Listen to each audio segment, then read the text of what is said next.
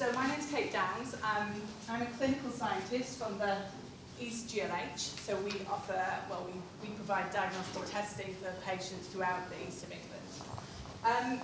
I'm going to facilitate this session today called Better Genomics, and we've got three panellists with us today. So Stephen Hughes, is that what's his name? Sorry, Stephen Harding, who is coming from the National Disease Registration Service, couldn't join us today. So we've got Matt Hurles from just across the road at the Wellcome Institute. We've got Matt Silver from Genomics England, and we've got Mina Ryten, and she's currently working at UCL as a clinical genomicist, but she's going to come up to Cambridge soon. I am, 1st of January. Brilliant, brilliant. So I guess I just wanted to start kind of by setting the scene. We've already talked a lot about genomics today, but I just wanted to remind you, in case you were asleep this morning, that of course we think about 80% of rare conditions have a monogenic component, and of course probably all rare conditions have a rare, all rare conditions have a genetic component. So we've been increasing the amount of genetic testing that we've been doing through research studies and in the NHS over the last few years. And even though we're testing more and more patients than ever, most patients who are tested, either through a research study or through the NHS, don't receive a genetic diagnosis. So I guess what are we missing? And I think that's the kind of theme of our discussion today. How can we do better? How can we increase the number of genetic diagnoses that we provide to our patients? So I'm going to first of all ask our panellists to first introduce themselves and tell you a bit about their roles. And then I'm going to ask a question that's, what two things do you think we should be doing to increase the number of individuals that are receiving a genetic diagnosis? So who wants to start? I guess that's me. So I'm Matt Hurles. I've just recently become the director of the Sanger Institute, which is the big buildings over there. Previously, I was head of human genetics at the Sanger Institute, but most importantly, for the last 13 years or so, I've been one of the co-leads of the Deciphering Developmental Disorders study. So that's a very large, rare disease genetic study across the whole of the UK and Ireland, focusing very much on pediatric developmental disorders and using new genetic technologies that we have access to on the research side and trying to apply them to find diagnoses. So that's kind of really the hat I'm wearing today. And the two things I would say is firstly, and you're going to ask us more questions about this, so I'll give firstly pooling data across centres, across countries, and what we can learn from that, both in terms of where to look next and in terms of identifying novel disorders that weren't previously recognised. And the second thing is reanalyzing genetic data that we've already previously generated. So at the start of the DDD project, the number of genetic disorders we were potentially diagnosing, was half the number that it is now. So we literally doubled the number of disorders that we can potentially diagnose. So there are data that have been generated on families, which if we weren't to reanalyze, we would miss hundreds, thousands of diagnoses. Hi, I'm Matt Silver. So I've recently joined Genomics England, actually. I've got a background in epigenetics. I'm not a clinical scientist, and I'm not an expert in rare disease. I'm a bioinformatician, a genome data analyst, data scientist, and I lead a small team of researchers at Genomics England. And one thing we're interested in doing is looking at the impact of diverse ethnicities, the diverse genetic ancestries that make up the UK population, and how that impacts the prioritization of potential diagnostic variants from whole genome sequencing for rare disease and cancer at Genomics England. But we also do some discovery research, so we're interested in looking at how the analysis of diverse genomes might help identify new pathogenic variants, and also how we can improve the methods for doing that using diverse data, diverse genomic data. Thanks very much. So I'm Mina Ryten. I'm currently a professor of clinical genetics at Institute of Child Health at UCL, and my other hat is as a consultant in clinical genetics at Great Ormond Street Hospital. And from a research perspective, my work is focused on brain transcriptomics. So it's really using data on that kind of intermediary that we don't spend so much time on, messenger RNA or RNA rather than DNA, to try and understand disorders. So in terms of the two sort of action points I think I'd focus on in terms of yield, and of course that's very much sitting from my experience, is I think we don't necessarily use the phenotyping information, the information about what patients are actually suffering from and their symptoms and signs sufficiently. I think patient sort of presentations are often simplified, and the use of panels definitely encourages that. You have to pick a panel as a clinician and put your money somewhere on what that patient has. And I think actually if we used that clinical expertise that is in the clinical genetic services, but also in other specialties much more efficiently, to try and direct testing and kind of create a prior on the genome of where we're expecting to find genetic variation that would explain that patient's problem, I think that would be a good improvement. And it's part of, in some ways, what Matt was discussing about the reanalysis. I think the other thing I would put emphasis on is, and again, I'm obviously speaking from my own experience, is about integrating data types. So using other types of data aside from genetic data to try and improve our ability to diagnose patients. So using functional genomic data of various kinds, RNA is one form, but there are others, to try and actually hone down types of genetic variation that may not affect the coding regions of the genome, the part that makes it code for protein, to try and identify sort of other diagnoses, even amongst genes that we actually already know. So I think those would be my two top things, but very much in my area.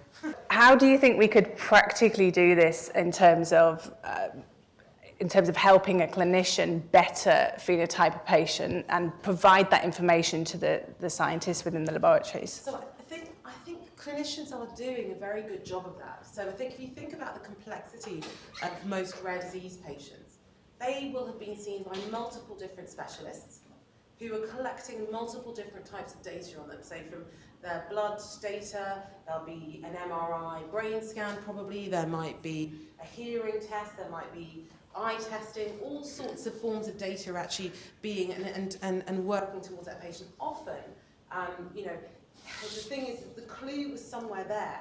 When you look back, the clue was in that person's, imaging data. I've definitely had experiences recently where we should have known because the imaging data. And that's not just some hindsight?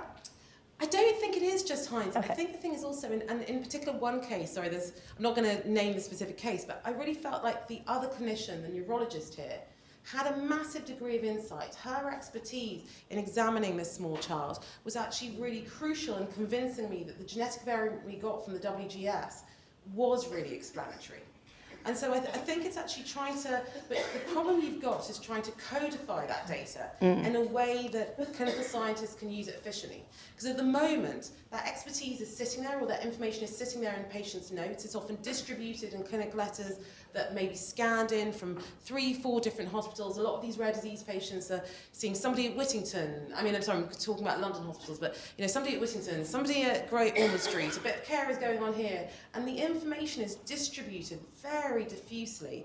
It's hard to collect it in one place, and it's hard to put it in a code that can be used by people like Matt to actually create the DDD project did a great job of trying to push clinicians into doing that.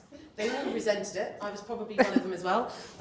Oh no, I've got to put my HPO terms in. It's not good enough for me to just describe it to you. But on the other hand, if we could automate that process and also bring in imaging data more successfully into the equation, or pathology data. Think of the impact that's had for congenital myopathies, that you can actually stain the blood, the muscle biopsy, you get an idea of which protein is missing. It's made a massive difference to those fields. Great, thank you. Sorry, I was going on a bit too long. Somebody else say something. Well, I can report that we're still having issues getting clinicians to HPO codes for cases properly, so a little squiggle on a piece of paper isn't good enough anymore. Yeah. So I was going to go to Matt Hurles next. So you talked about pooling data.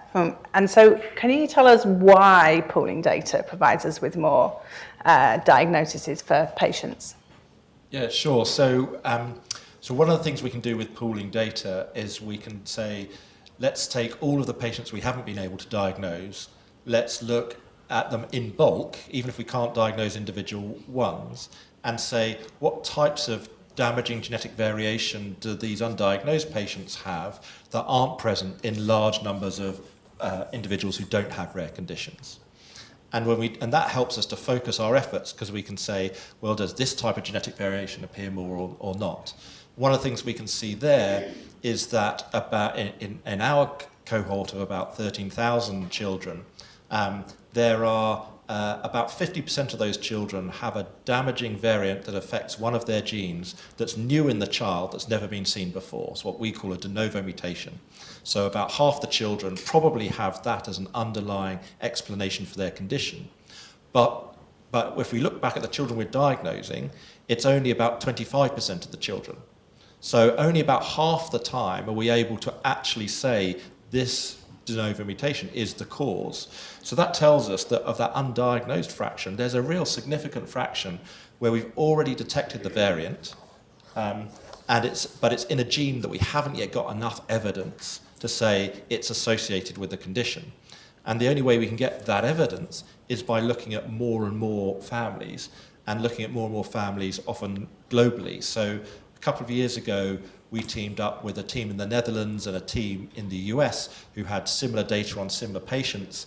We ended up putting together 31,000 families. And by doing that, we picked up another 27 or so conditions that haven't previously been recognised, simply by the fact that amongst those 30-odd thousand families, there were many more families that had new damaging mutations in one particular gene than we would expect to see by chance. We're in the process of repeating that now with the same two centres, and now including the Genomics England 100,000 genomes data and the Genomic Medicine Service data. This now is about 81,000 families, so it's almost 250,000 people sequenced. And in the very early analyses, we can see there are many tens, potentially even up to 100 new disorders that we're going to be able to define. But we wouldn't have been able to define that just with the data from the DDD study, which is only about an eighth of that total data set, or from just the Genomics England data set. It's only really by combining the data internationally that we can find all those disorders. Because, of course, we found the more common rare diseases, and what we're left with is the even rarer rare diseases. Brilliant, 81,000, that's fantastic. Mina, did you want to ask? Yeah, one, it's a fantastic effort, and I think it's really exciting. So much as to say, I think the one thing that I have to say from a clinical perspective that sometimes worries me is that you're faster at finding the diseases than we are at understanding the diseases. So what's actually happening, I feel a bit in clinic, and I feel a little bit frustrated by it, is that I'm definitely getting more diagnoses on my patients, there's no doubt, and DDD contributed massively to that, for which I think we're all very grateful. But then the amount I can tell that patient about their disorder has now plummeted as well. In the sense that I end up with a situation where, yes, I've got more diagnoses, but each diagnosis is actually harder to give a patient some sense of their expectation from that. And that is something which I feel like we are going to have to try and concertedly solve. I mean, I'm sure some of the efforts that you're doing in pooling genetic data there need to be equivalent efforts in pooling clinical information about those patients, so that diagnosis means more. And it's I feel like actually increasingly the difference between my knowledge about the disorder and my patient's knowledge, or the family's knowledge about the disorder, is shrinking, which is an uncomfortable position to be in sometimes in the clinic room. So we'll come on to a bit about functional genomics later, where I think we've talked, and that can definitely inform some of those questions that you're asking, Mina. Matt Silver, so you talked about diverse data. What does that actually mean, and why is that going to help us to provide more diagnoses for patients? Right, so I think the first thing to be clear on is that if you look at the genomic research data that we have in the world at the moment, it's dominated by genomes from people of white European ancestry. So that presents real problems in terms of discovery research, so, and the coming era of personalised genomic medicine. So things like polygenic risk scores, they don't translate well across populations, and they're overwhelmingly generated in from white European genomes. So that's a problem. So we need, by diverse genomic data, what I mean is data that represents global population, and in terms of for our own purposes, that represents the diverse ancestries that you find within the UK population. So why does that matter? So I can give one example, which is we've been looking at the impact of genetic ancestry on our own rare disease variant prioritization pipeline. And what we find is that for several ancestries, we get many more variants of unknown significance, so-called tier 3 variants, and actually we get tier 1 and tier 2, more tier 1 and tier 2 variants. So for example, in participants from African ancestries. And what seems to be driving this is, or one factor, is that part of this pipeline, in fact Matt already touched on this, is that we filter out variants which are relatively common because on the grounds that they can't be causing rare disease. And the reference data that we use, first of all, many populations are actually missing from that data, so we can't characterize the frequency of the variants in those populations, but also the way we do it. For example, bunching together all genomes from people of African ancestry, we're missing subpopulations within that, and our research is suggesting, for example, East Africans. So Africa is an incredibly diverse place genomically. So by pulling together all individuals of African ancestry, you're missing subpopulations. And in particular, say, East Africans, we've seen it, and we've looked in another data set where we can, even with a small number of East Africans, we can see that many of the variants that we're prioritizing, these tier 3 variants, actually have quite or relatively high allele frequency, so we're not filtering them out effectively. So that's just one example of why we need diverse genomic data. I mean, but there are other reasons too. So we know that many pathogenic variants are heterogeneous in terms of the actual pathogenic variants vary across populations. So we need data from diverse populations and control data as well to understand, and also complex variants which might involve more than one variant. You need more data from diverse ancestries to be able to properly identify those. And then the last point I'll mention is a more sort of methodological issue, which is that our reference data, our genome reference, is, well, the genome reference that we use to characterize genetic variation in populations is actually constructed from a very small number of individuals. So to be able to properly characterize variation, global variation, we need better references so that we can look at particular genomic features, for example, structural variants, which might not map or align very well with our current genome references. Great, thank you.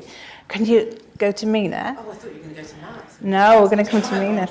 Ancestry data. Well, unless, Matt, did you have a comment on ancestry data?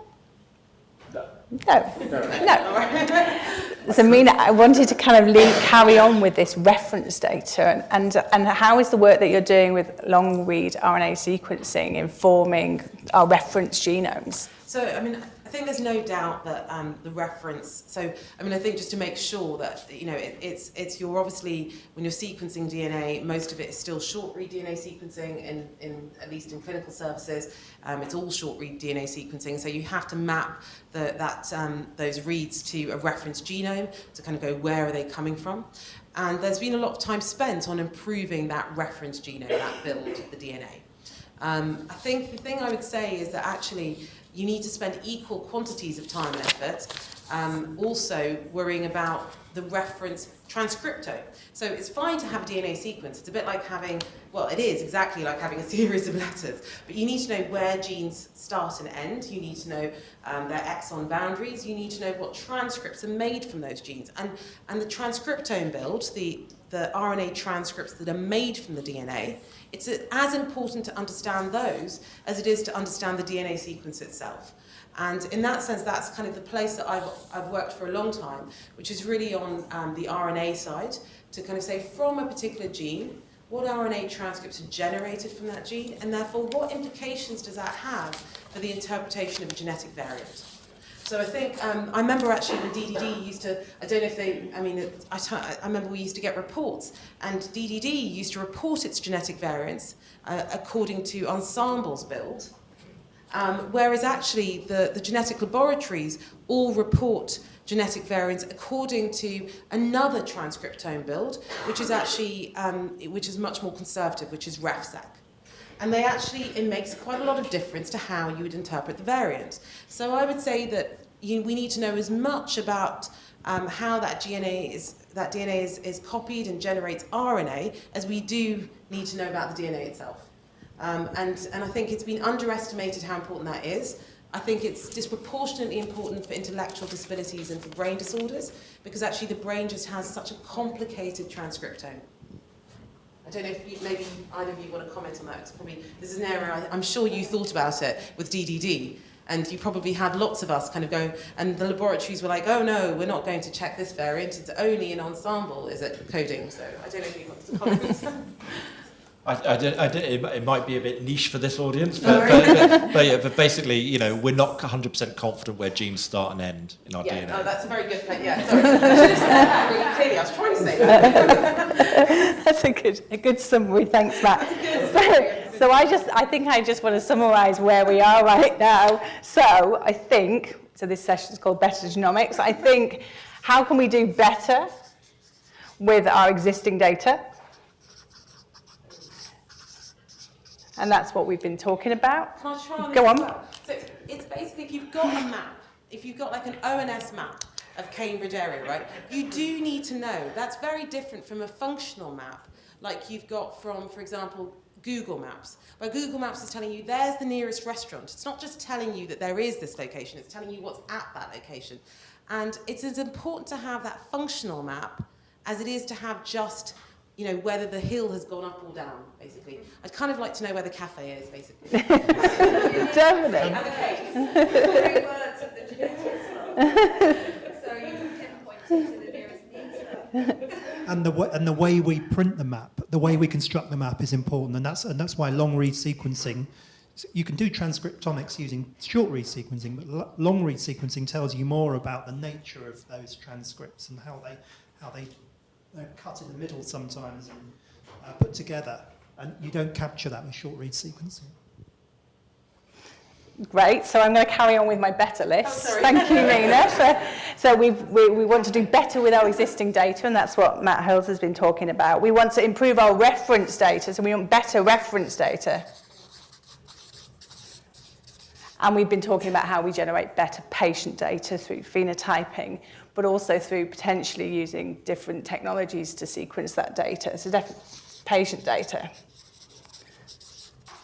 So we've not got an exam at the end, I promise. I just wanted to kind of write those three things down on the board, because I think we're going to try and focus our discussion now around those.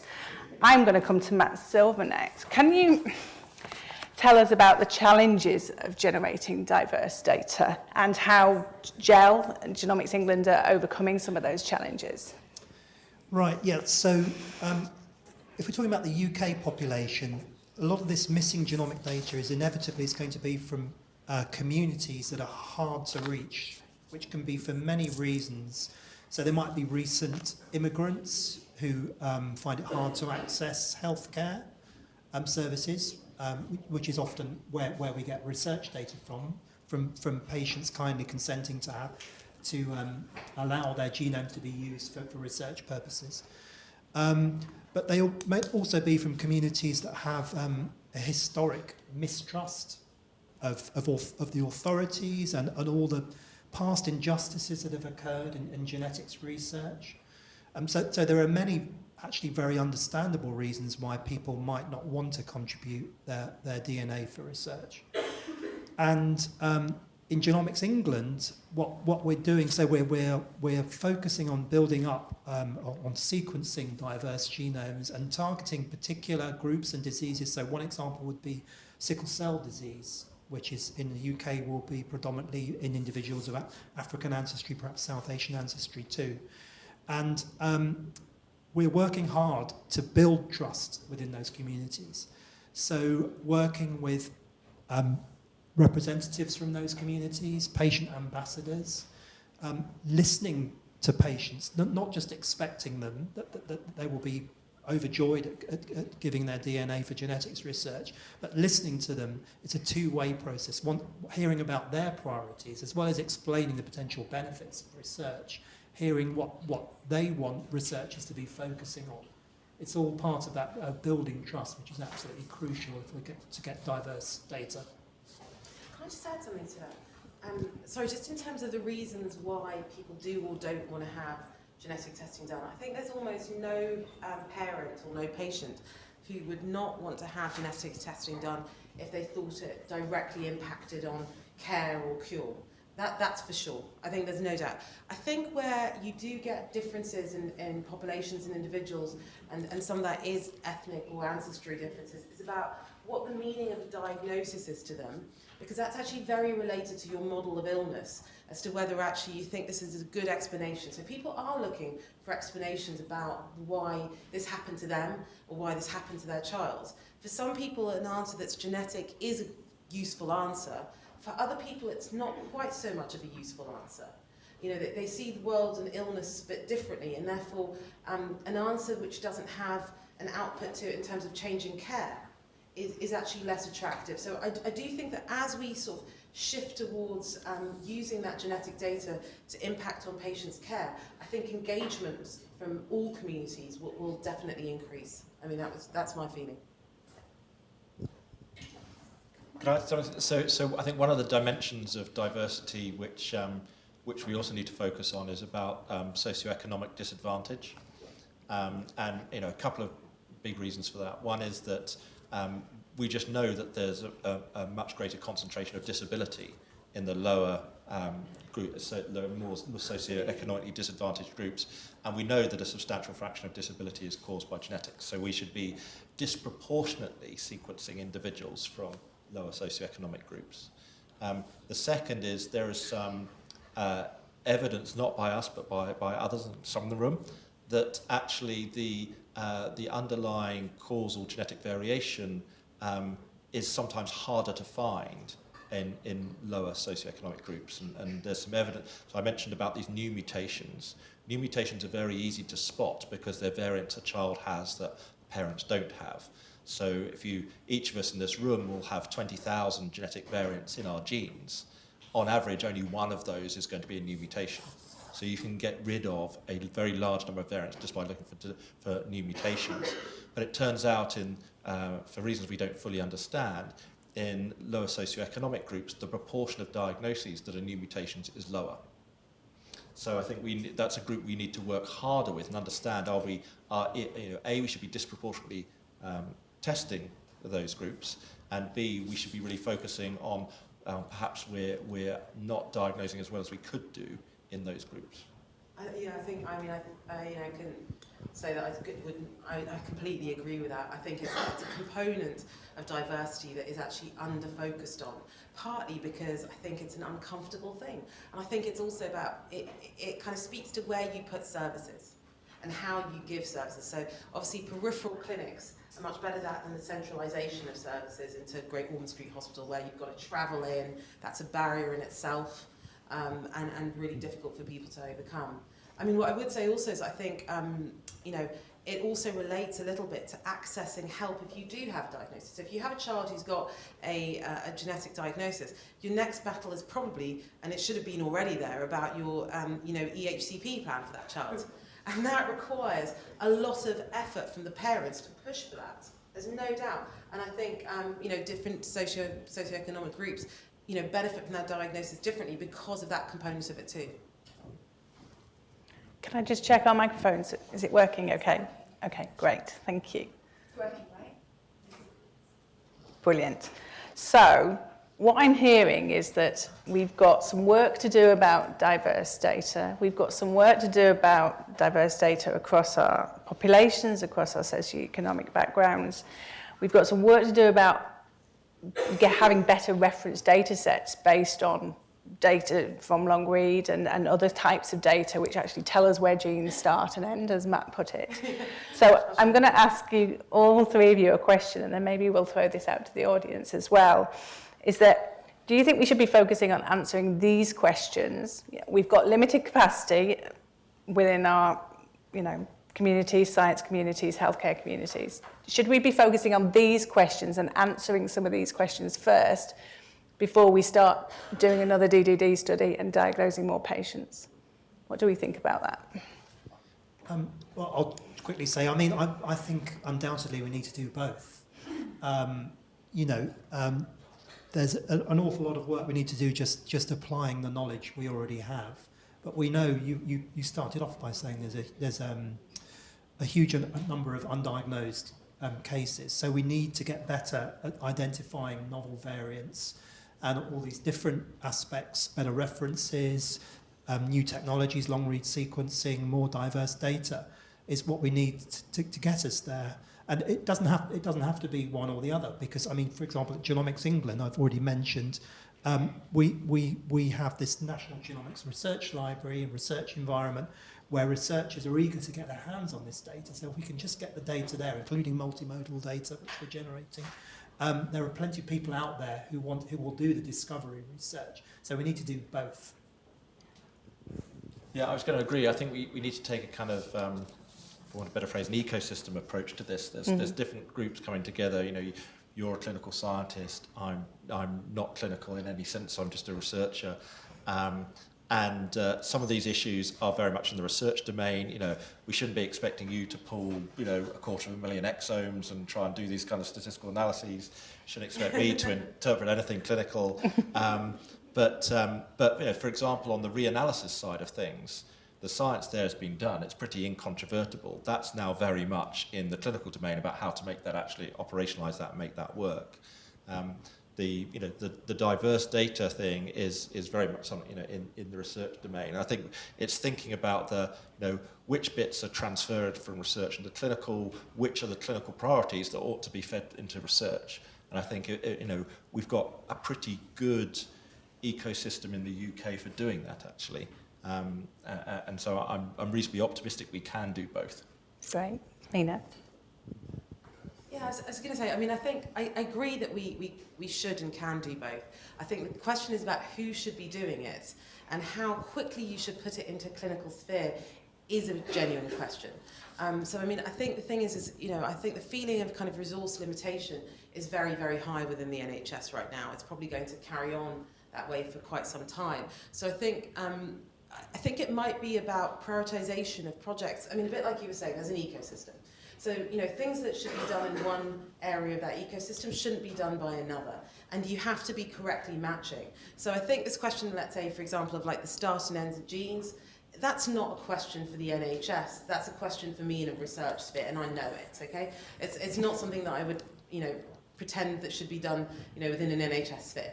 I think we should, though, be ensuring that we're using the information we've already generated efficiently and that we are being fair to the patients who we've already tested. So I think in that sense, what worries me sometimes is that we really should be doing reanalyses. That should be a high priority before worrying about new technologies within the NHS. We owe it to the patients who already gave their samples and who are waiting for these diagnoses. You don't want to have them somehow falling to the bottom of the queue again. And I think that worries me a little bit. So I think, even though I think we should be doing all of it, I do think we have to be realistic about prioritising it in particular spaces. I think that's a very good point. That actually goes back to my first point, which is pooling data allows you to get a quantitative sense of where should you put most of your effort. So, for example, we could see in if doing reanalysis, when we reanalyze data that was 3 years old, then we could diagnose 13 children out of 100 that we couldn't diagnose before. That's a lot, actually. Which was a lot. I think it's probably not quite the same for the next 3 years or the next 3 years, but certainly at that time it was. If we were to, for example, do long read sequencing to pick up structural variants that we hadn't seen before, we'd probably pick up 1 or 2%. So, you know, and I think what we have is a lot of good ideas for doing this. What we don't have is good quantitative data for which of the ones are going to yield the most. Can I add to that, actually? So, I mean, I think also, you know, that really, so for example, your 3-year figure.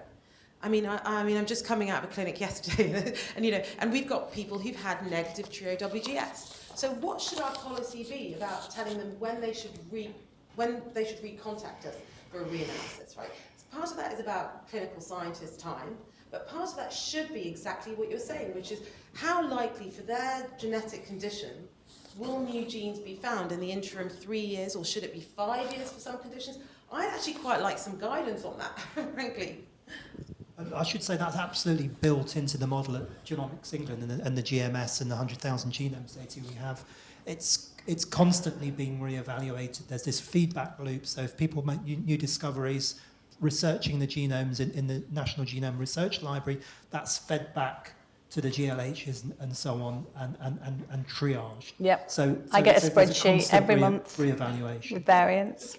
Yep. Yeah, it's taken a while to get that going, and I think that I think for most clinicians there's a lack of understanding that is now systematically happening. I think it's taken a while to get it going systematically, and it was more an individual researcher was interested in a few genes. I mean, it would be nice, sorry, so as a clinician, I have to say, it would be really nice to know if you told me that if I have an epilepsy patient, I should be bringing them back every 3 years, or if I had an intellectual disability or multiple congenital abnormality patient, I should be bringing them back every 2 years, or if I have a eye disorder patient, we're so good at it, it should be 5 years. Do you know what I mean? It would be quite nice to have a genuine guidance on that, because I think actually when services are pushed, you do need to decide on prioritisation, and particularly follow-up of patients is an area, I mean, I don't know, I mean, we're very pushed clinically to do less follow-up work than we used to, which I find sad, personally. So so when I first asked the question to you guys, should we be prioritising this kind of new diversity work and finding the start and ends of genes over doing research? I think our opinion is basically we should be doing both. I think it's key that we should be doing both and making sure everybody knows who's doing what, so there's no duplication. I wondered if anybody had any thoughts from the audience about that question. There's just a massive gap. You've got the clinical, you've got DDD, which my son was identified through. There's a massive gap. You've got patient advocacy groups with rare disease registries. We've got a global rare disease registry for an ultra-rare gene. We are desperately trying to work with Genomics England to try and help the patients. You've got so many VUSs out there. I've done freedom of information requests. There are 36 plus less than 5 VUSs in England alone of our variant. It's a multi-system gene present in 7 different tissues. But throughout the whole conversation, nobody mentioned the patient advocacy groups. We've all got the registries, we've all got that data that can help with the VUSs that are on DDD, that can help with the clinical side. But there's just no element of teamwork moving it forward. So unfortunately, Stephen, who was supposed to be here today, was our member at the panel from the National Disease Registry Group, and he would have spoken definitely to that, about trying to build these databases of all patients with rare disease to help inform buzzes and help inform treatments and things like that, and gene discovery as we move forward. So yeah, I totally understand where you're coming from with that. I mean, I think actually, I think you're absolutely right to highlight the role of the patient advocacy groups. I think they're actually crucial in driving, progress in a particular area by actually, there's nothing like actually, somebody's personal experience to drive a field forward. I mean, I don't know if you're aware, but there's actually a really interesting, I think a kind of lecture seminar coming up on effectively the role of the advocacy groups around Duchenne muscular dystrophy in particular in pushing forward to get treatments for that area. I mean, I think, and in truth, you know, when I've got, like I was complaining about the situation where I don't know much about this gene, or I know as much about this gene as a patient does, the truth of the matter is the first thing I end up doing is searching for whether there's actually a patient group related to that specific condition. And you know, and actually I think, for example, like Unique's role in putting forward data also in a format which is actually useful for parents. I mean, don't get me wrong, I think sometimes I often feel that as a doctor, what I've been trained to do is worry about things that, you know, I worry about, like seizures or congenital heart murmurs or whatever else. We're not very good at worrying about behavioural problems or feeding difficulties or sleep issues, which actually for parents and for children might be much more impactful on quality of life. So, I mean, I do think you're right to highlight this point, and harnessing it is actually very difficult. So, you know, I don't think we are very good at harnessing patient advocacy. And partly that's because, again, there's this problem of kind of dissipation of information, of trying to collate it together. And I don't know the answer to that. I mean, I'm going to be honest with you, I don't know the best way of doing it. I do realise that there's a problem though, and I guess that's a start. If that reassures you at all. Kate, there's I mean, it's like I'm three aware questions that the problem is waiting. there.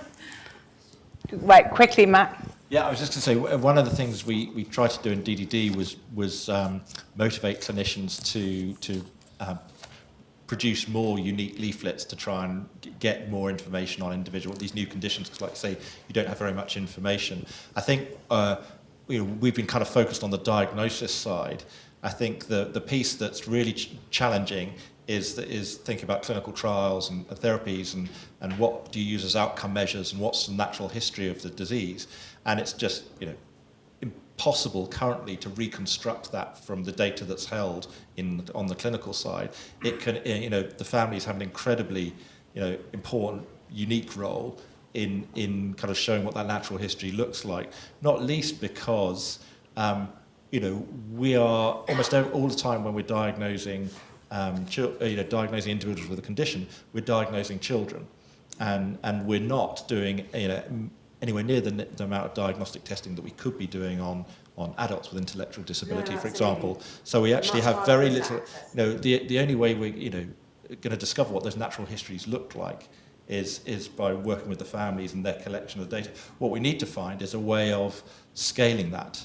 So it's not every individual set of families having to produce a new database, a new resource, and trying to find a way in which we can scale across that. And I don't have the solution to that, but that feels like something we ought to be working on. Do you want to, I can see you want to respond.